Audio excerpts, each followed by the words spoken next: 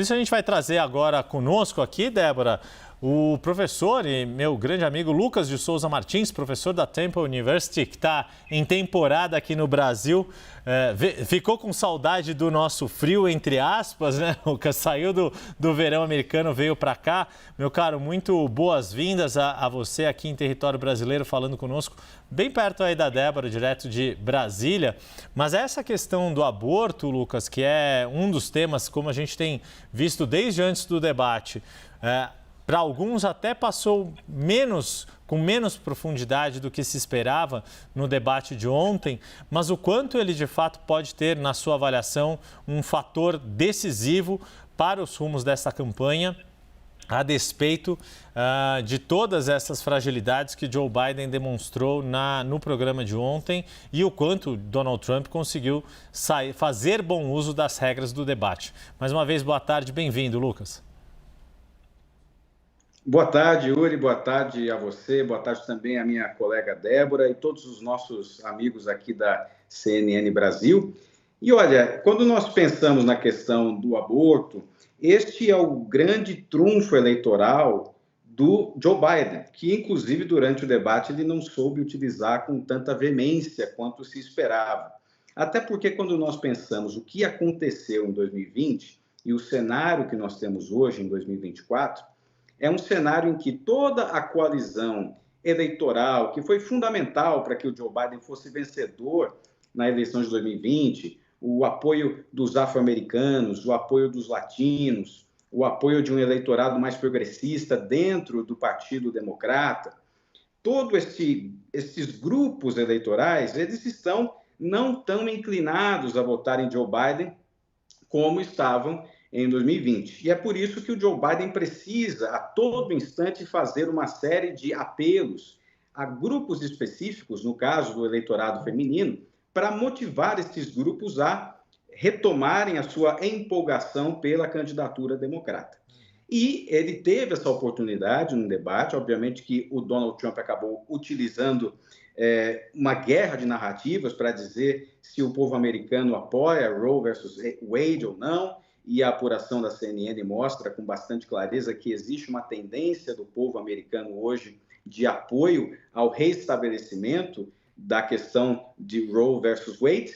E o que aconteceu foi que a versão do republicano acabou preponderando, o que é um sinal de alerta para o Biden. Inclusive, se você analisa os discursos presidenciais, o trabalho do presidente Biden com relação ao que se faz na rede social, né, no sentido de falar com esses eleitores que foram fundamentais em 2020 para convencê-los a depositar o seu voto na urna, lembrando que o voto nos Estados Unidos não é obrigatório. A questão do aborto é fundamental, é por isso que a campanha tem falado muito sobre isso nas redes sociais. E Joe Biden teve a oportunidade de falar sobre isso em rede nacional, diante de milhões de eleitores na CNN, mas acabou, até por conta de várias outras questões, até por conta do seu desempenho muito fraco no debate, acabou que não conseguiu impor a sua versão, impor a questão do aborto, que é um dos trunfos eleitorais para conquistar uma parte do eleitorado que ele precisa, mais uma vez, assim como ele precisou em 2020. Tá certo, professor. Eu tenho mais uma pergunta para o senhor ainda sobre aborto, mas na próxima. A gente vai chamar a fazer a passagem aqui e já te chama, tá bom, professor? Fica com a gente, não sai daí. Vamos aproveitar essa presença luxuosa, né, Yuri? Claro. Porque a seguir, além de conversar com o professor, nós vamos falar sobre a relação entre os presidentes de Brasil e Argentina. É isso aí, Débora. Javier Milei disse que não deve desculpas a Lula por chamá-lo de, abre aspas, corrupto comunista durante a campanha eleitoral argentina. A gente volta já já.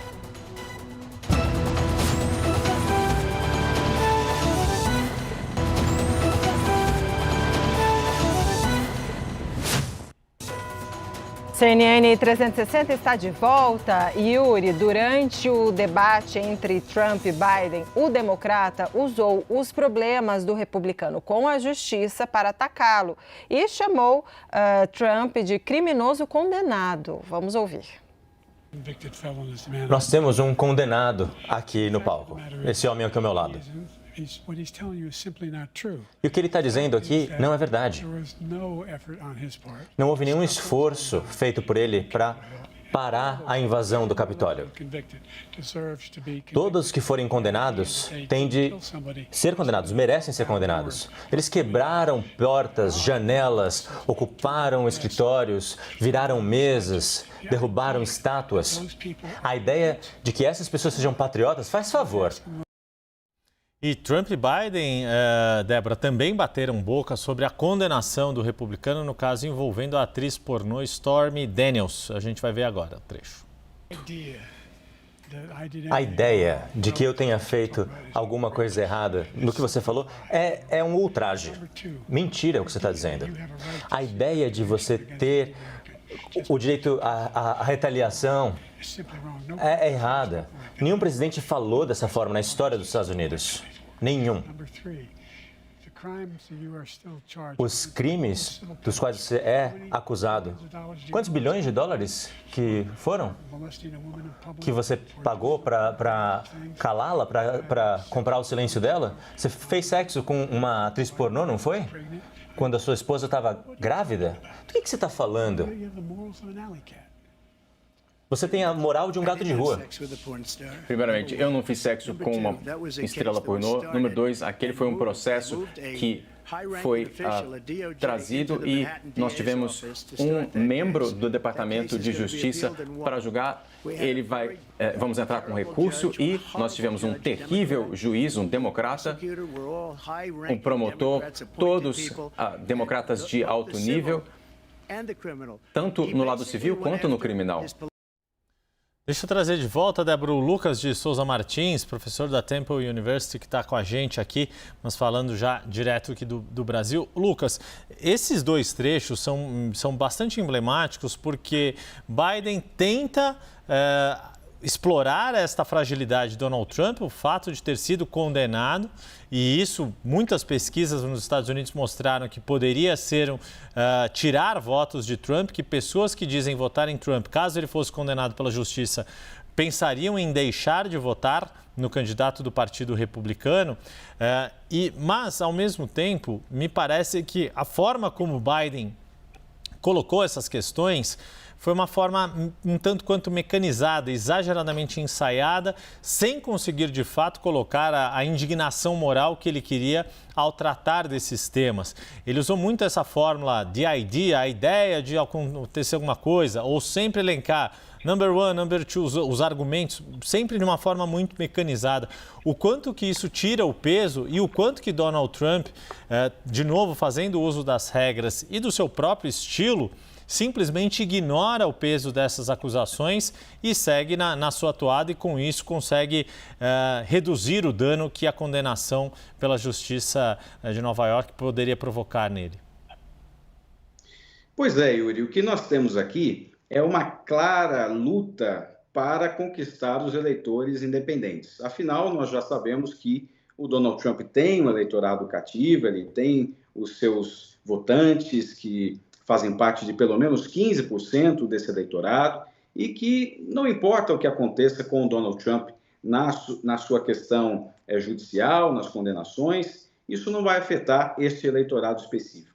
O que o Joe Biden precisa, e é por isso que ele foi muito mais agressivo, digamos assim, mais impositivo, digamos assim, neste debate com relação ao que aconteceu em 2020, ele precisa convencer os eleitores independentes de que ter uma pessoa que foi condenada na justiça, assumindo a presidência dos Estados Unidos, é algo que pode trazer naturalmente uma insegurança jurídica para o país. Ele precisa trabalhar neste argumento, nessa argumentação. Agora, no que o presidente Biden errou, e errou na forma, principalmente quando nós comparamos os debates que aconteceram em 2020, em que o presidente Biden, então candidato, ele se saiu muito melhor do que o então presidente Donald Trump, no sentido de que o presidente Biden não precisou, em 2020, fazer qualquer menção a questões judiciais, a questões menores, por exemplo, envolvendo um suposto caso de Donald Trump extraconjugal. não precisou trazer esses elementos para uma discussão, ainda mais ele estando na posição de presidente dos Estados Unidos. A forma como esses elementos foram trazidos à discussão dentro de um debate eleitoral, isso acabou sendo de uma forma muito crítica, muito interpretado pelos eleitores como que o presidente Biden, conhecido durante toda a sua trajetória como senador, como vice-presidente, como uma pessoa extremamente ponderada, inclusive se beneficiou muito disso na eleição de 2020,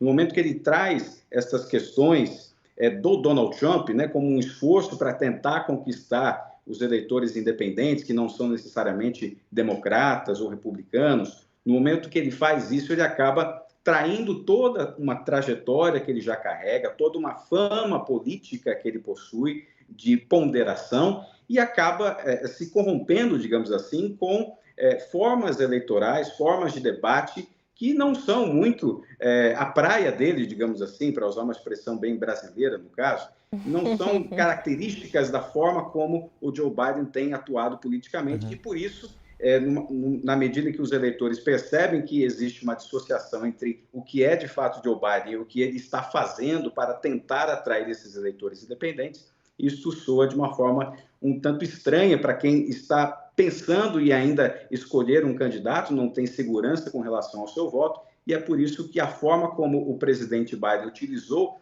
a abordagem com relação a essas questões foi bastante prejudicial à sua campanha.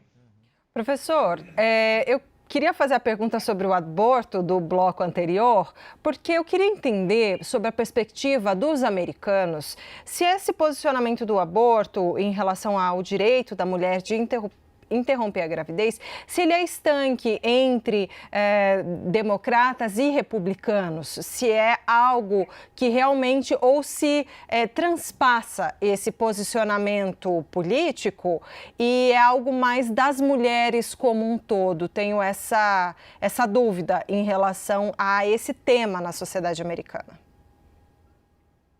Sim, Débora, nós temos duas questões culturais que são bastante interessantes de serem colocadas aqui.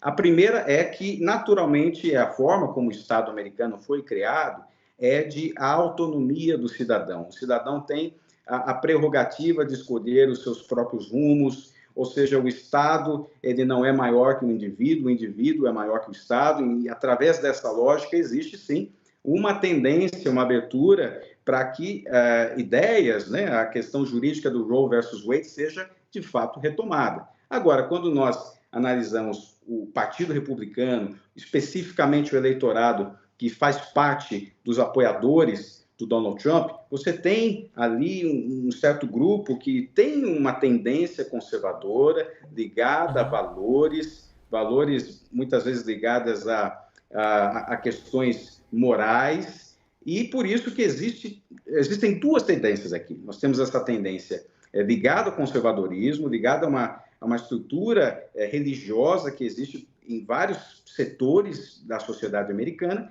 mas também essa mesma tendência convive também com a gênese do Estado americano, que é exatamente a ideia de que o indivíduo é maior que o Estado, então o Estado não tem a prerrogativa de determinar aquilo que se decide entre, por exemplo, a discussão de uma mulher e o seu médico. Por isso que essas duas tendências acabam coexistindo na sociedade americana, mas, como a CNN colocou muito bem na sua apuração, hoje a maioria dos americanos tem a tendência, sim, de apoiar a retomada do que já existia através de Roe versus Wade.